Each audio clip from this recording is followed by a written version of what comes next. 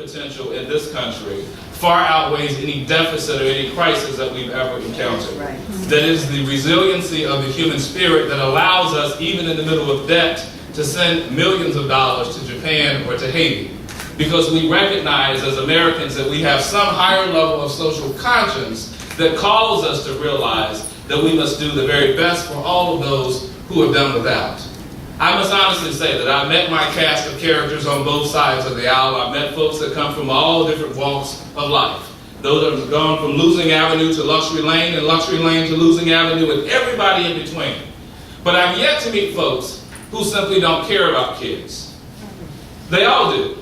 It's our jobs, however, to remind them on a daily basis to keep them at the top of the priority list, as opposed to trying to balance the budget on the backs of kids. Right. I will tell you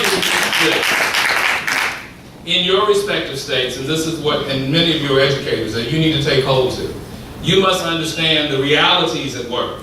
Not just the political will, but the realities. So if you're in a state like Arizona or Texas, where some 60 to 70% of your entire state budget is the Department of Education, it becomes one of the first obvious places you must go to. So it's not just as simple as saying, well, how can you cut 250 per pupil funding? It's not that simple. So when you go back and advocate in earnest and in good faith, you need to equip yourself with the right information so you understand the full framework. Gone is the day of you're just the good mom who's going in saying, I want to do right for kids. That day has passed, it's come and gone. Today's day is when you're like a Byron or a Gwen and you're sitting down saying, I understand all the statistics, this is what your budget says, but this particular category, this is your discretionary area, what are you going to do with those dollars? You're right about all the others, we're in agreement, but this particular portion is still discretionary spending. Is that correct? I'm a simple mom, I may not know the correct.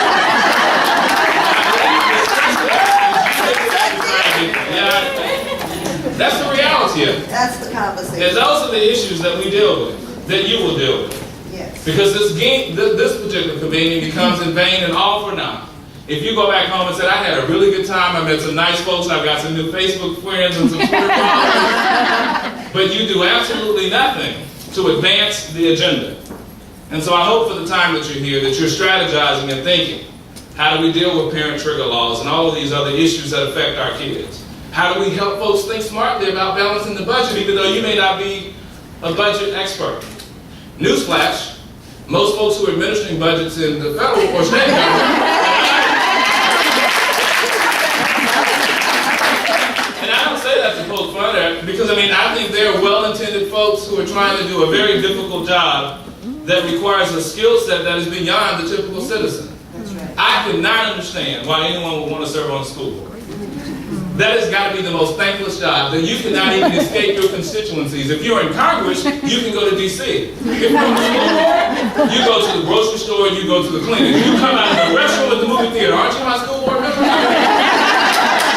I got an issue. My son's bus didn't pick up. Can you imagine that? Can you imagine walking out of a house of worship and before you get to the car with your kids, I don't want to interrupt your family time, you just did.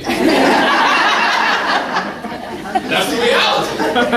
It's the world within which we live and work. So we've got to think differently.